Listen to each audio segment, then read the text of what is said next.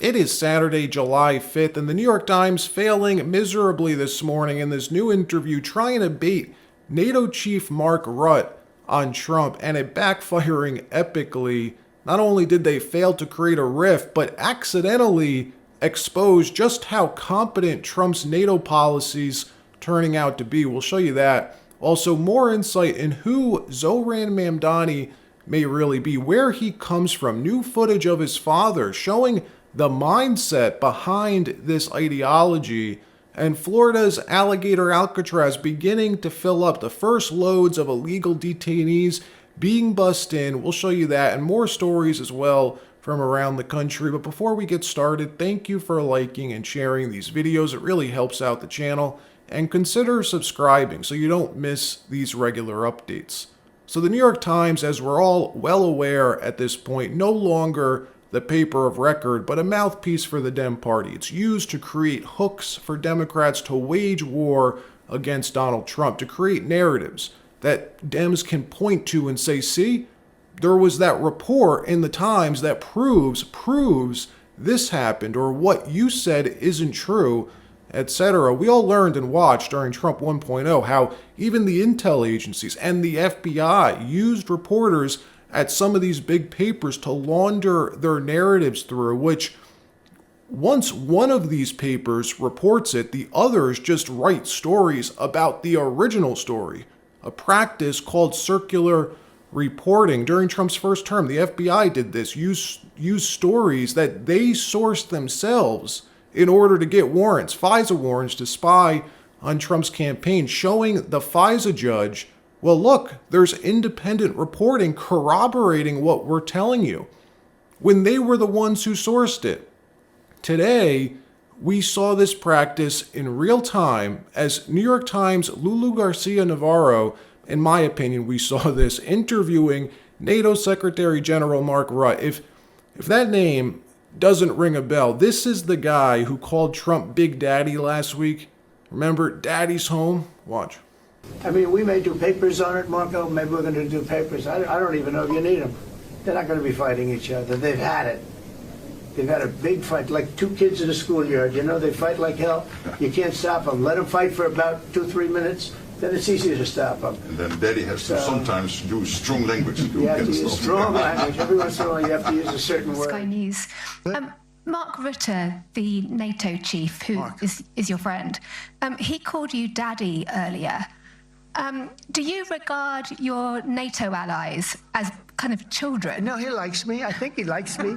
If he doesn't, I'll let you know. I'll come back and I'll hit him hard, okay? No? He did it very affectionate. Daddy, you're my daddy. Do you regard your NATO allies? The media and the foreign policy establishment very upset about NATO's Secretary General apparently being cordial and a straight shooter when it comes to the president. He got a ton of criticism, ton of flack after his meeting with Trump at The Hague last week for not pushing back against President Trump.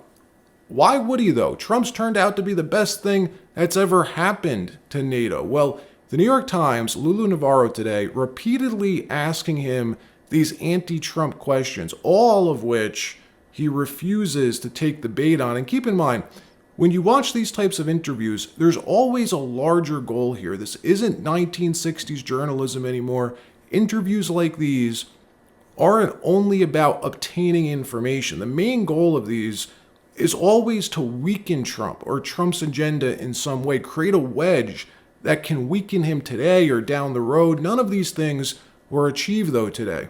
Instead, all they did was expose just how effective and competent Trump's NATO policy is turning out to be. Watch.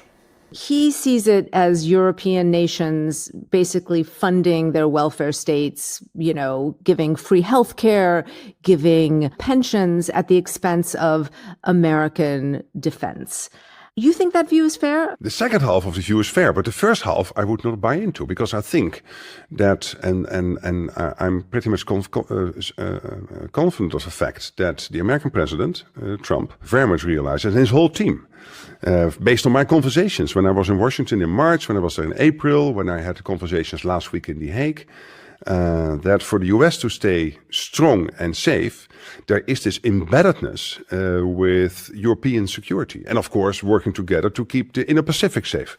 But I do agree with the second half, because there is this enormous irritant since Eisenhower with American presidents. And I think they're completely right that the Europeans were not paying enough. And that where you are paying on average 3.5% of your GDP on defense, that the Europeans were, well, struggling to get to 2%. So there, he has a big point. And luckily, last week in The Hague, we solved that. Before we get into that substance, I'd like to talk a little bit about the style, because your interactions with President Trump in the aftermath of that meeting have been called, and I'm quoting here, fawning, an orchestrated grovel. I saw someone refer to NATO now as the North Atlantic Trump Organization. It's been a week of a lot of criticism. How do you see it? Well, let's face what is happening. There were 7 or 8 countries in Europe not at 2%. This was so now it's 5%, a new benchmark. Do we really think that this we would have been able last week in The Hague to agree to that 5% if Trump would not have been re-elected as President of the United States?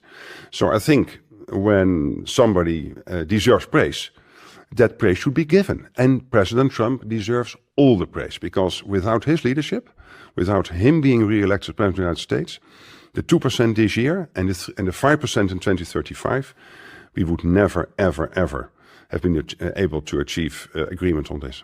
I want to get to what exactly these numbers are and what they mean, but there are these two camps after this summit. You know, one said that you did what you did to sort of pacify President Trump's ego and have a successful summit, which you did.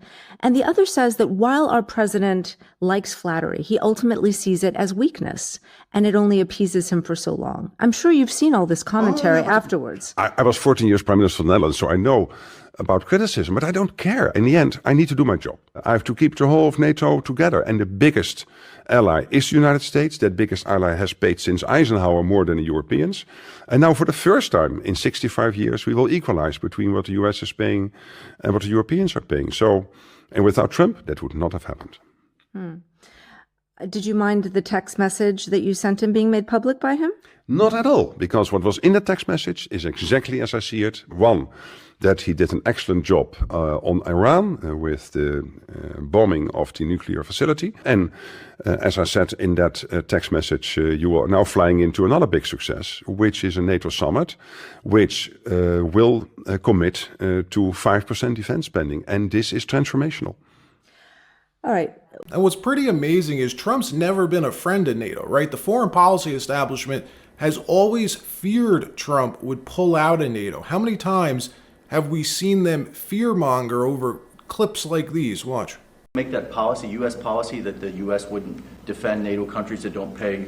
Well, I think it's common sense, right? If they don't pay, I'm not going to defend them. No, I'm not going to defend them. I got into a lot of heat when I said that. You said, oh, he's violating NATO. Well, it turns out all of that rhetoric ended up securing an equalization in NATO funding. All NATO countries will now equalize and pay 5% of their GDPs toward NATO defense, with the exception of Spain.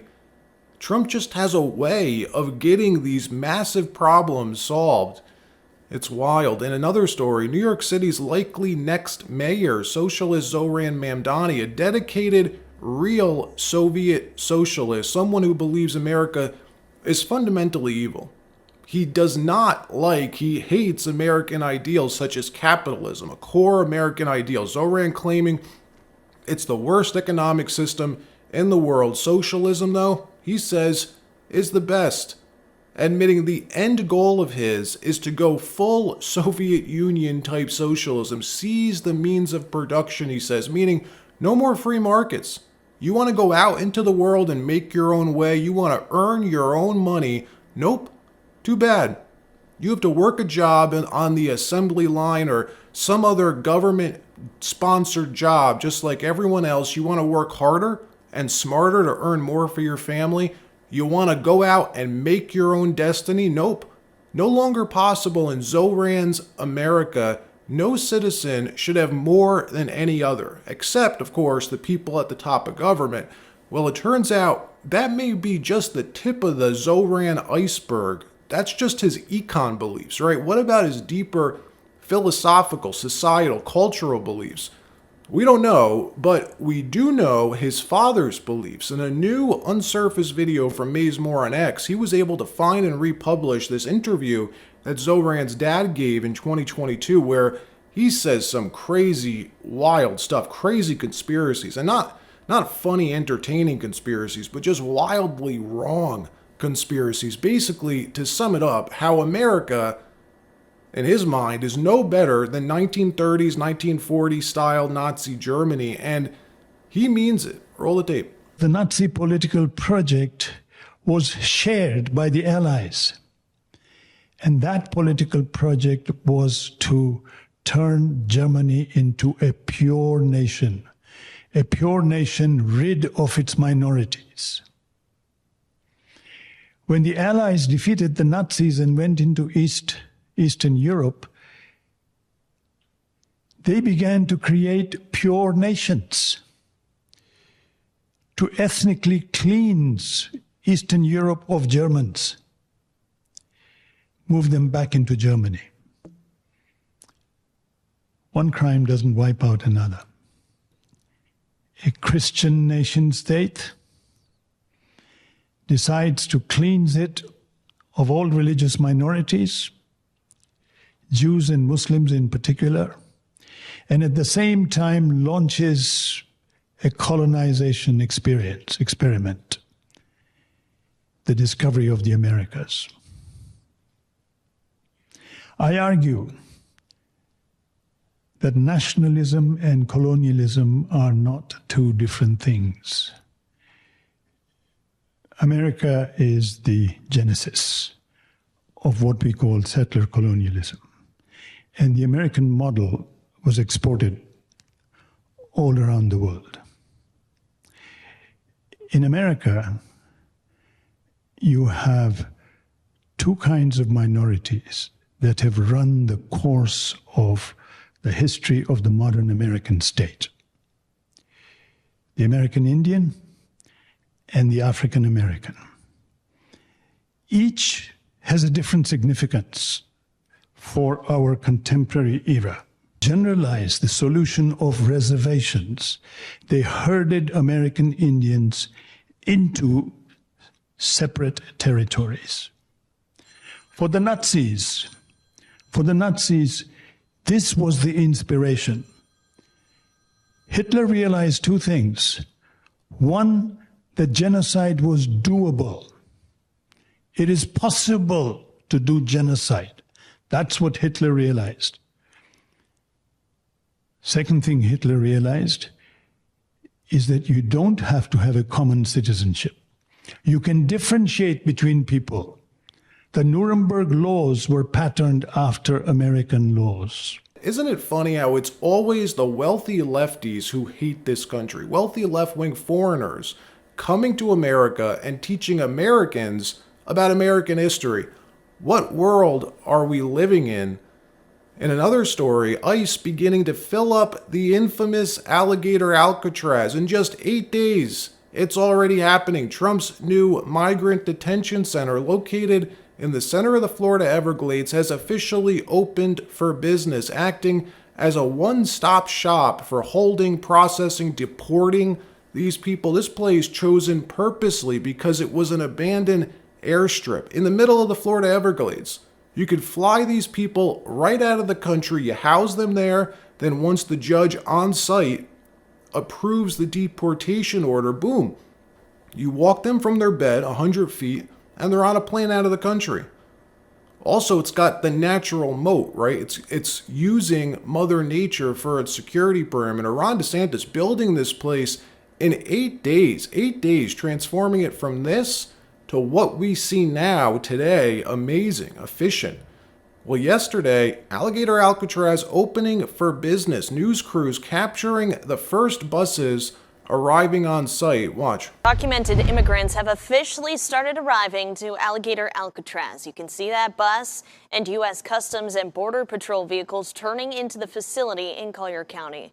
Dems rushing down to the Everglades for a photo op to be seen protesting its opening. And you know it's a photo op because there's absolutely nothing they could do to stop it. They're not serious people. They're just there to make a scene. A little bit after we arrived this afternoon, a group of 5 Democratic legislators arrived and demanded access to the facility to inspect it. They say under Florida law, elected officials can visit county or municipal jails and state correctional facilities without any heads up. An officer came out and told them to contact someone with the Florida Department of Emergency Management, which they did, and were ultimately denied entry.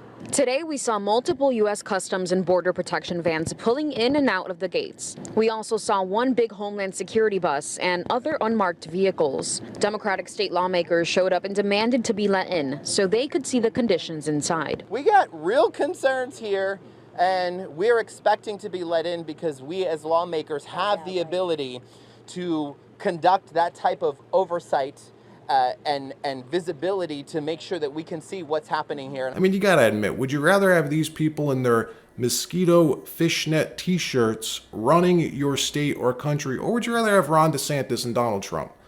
Let me know what you think. All right, that wraps up this episode. Like, subscribe. We'll see you next time.